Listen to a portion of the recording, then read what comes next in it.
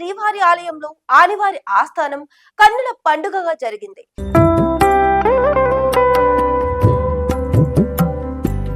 శ్రీవారికి పూజలు నివేదనలు పూర్తి అయిన అనంతరం బంగారు వాకిలి గంట మండపం వద్ద శ్రీదేవి భూదేవి సమేత మలయప్ప స్వామి స్వామివారి సేనాధిపతి విశ్వక్సేనుల వారులను వేంచేపు చేసి కొలువును శాస్త్రోక్తంగా నిర్వహించారు.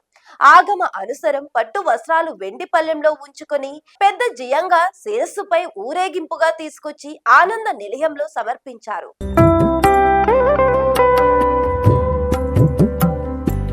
మంగళవారం సాయంత్రం శ్రీదేవి భూదేవి సమేత మలయప్ప స్వామి పుష్ప పల్లకిపై తిరుమల విధులలో విహరిస్తూ భక్తులకు దర్శనమిచ్చారు. గార్డెన్ సిబ్బంది 8 గంటల పాటు ప్రత్యేకంగా తయారు చేసిన పుష్ప పల్లకిపై శ్రీ మలయప్ప స్వామి భక్తులకు అభయం ప్రసాదించారు.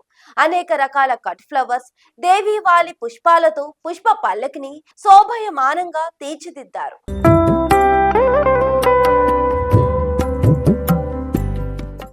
శ్రీవారి ఆలయంలో ఆదివారి ఆస్థానం కన్నుల పండుగగా జరిగింది.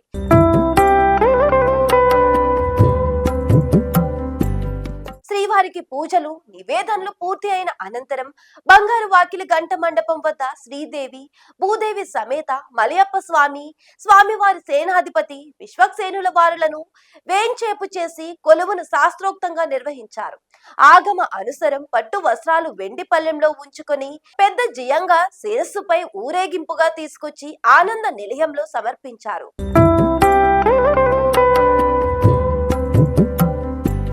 మంగళవారం సాయంత్రం శ్రీదేవి భూదేవి సమేత మలయప్ప స్వామి పుష్ప పల్లకిపై తిరుమల విధులలో విహరిస్తూ భక్తులకు దర్శనమిచ్చారు. గార్డెన్ సిబ్బంది 8 గంటల పాటు ప్రత్యేకంగా తయారు చేసిన పుష్ప పల్లకిపై శ్రీ మలయప్ప స్వామి భక్తులకు అభయం ప్రసాదించారు. అనేక రకాల కట్ ఫ్లవర్స్, దేవీవాలి పుష్పాలతో పుష్ప పల్లకిని శోభయమానంగా తీర్చిదిద్దారు.